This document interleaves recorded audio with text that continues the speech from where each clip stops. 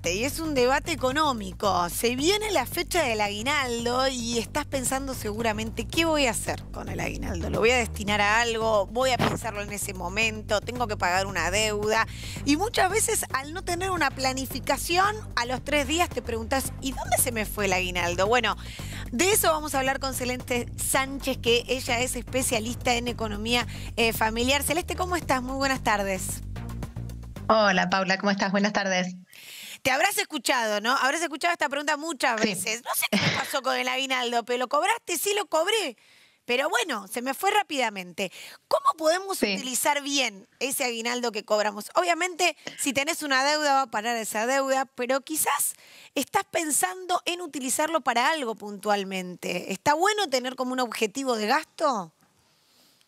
Sí, siempre tiene que haber un objetivo. Yo siempre recomiendo que se le dé un destino incluso antes de cobrarlo, que no quiere decir gastarlo antes de cobrarlo, que es lo que hace mucha gente, que cuando le llega el aguinaldo en realidad ya fue toda la tarjeta de crédito porque ya compró a cuenta del aguinaldo que iba a cobrar.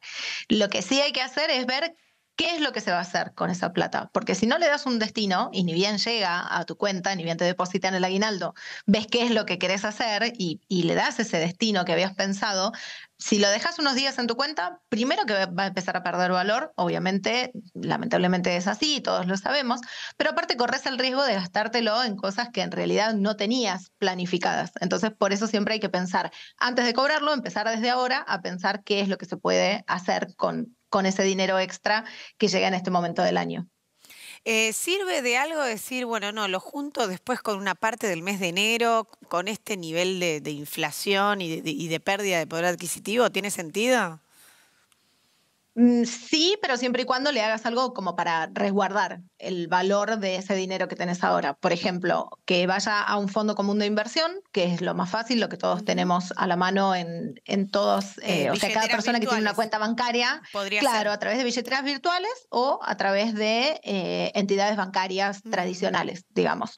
De las dos formas sirve, hay que evaluar cuál te da más ganancia, obviamente, pero lo importante es que no lo gastes sin saber en qué, porque si no, Claro. ahí es donde se pierde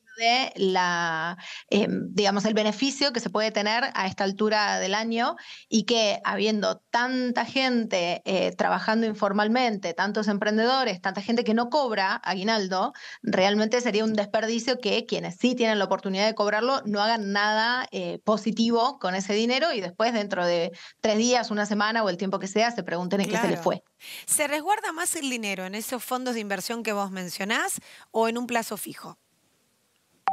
De las dos formas sirve. La gran diferencia entre una herramienta y la otra es que con los fondos comunes de inversión, sea la modalidad que sea, tenés el dinero, o sea, tenés acceso a ese dinero mucho antes, pero también depende de cuánto tiempo vos dejes invertido ese dinero. En un plazo fijo, Mm. obviamente sabemos que es el tiempo por el que hayas hecho ese plazo fijo, 30, 60, 90 días, que de todas maneras no conviene hacerlo a 90 días, conviene hacerlo a 30, renovarlo, volverlo a hacer a 30, renovarlo y volver a hacerlo así de a 30 días. Y si cada vez reinvertís o volvés a poner en el plazo fijo el dinero más los intereses que se te generaron en esos 30 días, de esa forma vas a tener un interés un poquito más alto al finalizar esos mismos Claro. 90 días, por ejemplo.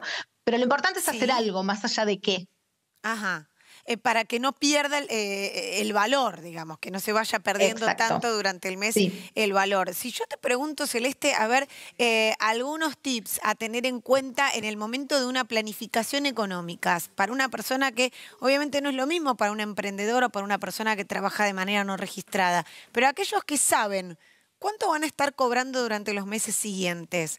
¿Qué Sí. tendrían que tener en cuenta para una buena planificación mensual? Aquellos que son inquilinos, por ejemplo, obviamente ya van a separar la parte del alquiler y de los impuestos, pero ¿cómo se maneja el resto? Digo, si yo te preguntara, ¿qué sería lo correcto, lo que dirían los manuales, en relación a los porcentajes de lo que uno tendría que gastar en alimentos, en transporte, en ocio? ¿Cómo se dividiría esa torta? Bueno, lo principal es hacer un presupuesto. Después, yo en general no soy muy amiga de esos porcentajes. ¿Por qué? Porque si yo te doy una fórmula y tu presupuesto no calza dentro de esa fórmula, vos vas a pensar que estás haciendo algo mal y en realidad no, probablemente no estás haciendo algo mal, sino que tenés que adaptar esa fórmula a tu propia realidad, digamos, ¿sí? A los ingresos Sí. y a los gastos que tenés. Entonces, lo primero siempre es hacer un presupuesto, que es una lista de todos los ingresos que se van a recibir Oh, en el mes y una lista de todos los dale. Y gastos. Sumar, obviamente, los gastos variables, ¿sí? O sea, los gastos se dividen en fijos, que son los que tienen un número, una factura, por ejemplo, de la luz, el gas, los celulares, combustible, seguros, prepaga, bueno, todos los gastos que nosotros sabemos cuánto vamos a pagar en el mes. Y por otro lado tenemos los gastos variables, que son los que podés gastar un poco más o un poco menos en función de cuánto dinero tenés disponible. Ahí hay que sumar también los ahorros, obviamente, porque si no están presupuestados los ahorros, lo más probable es que no ocurran nunca.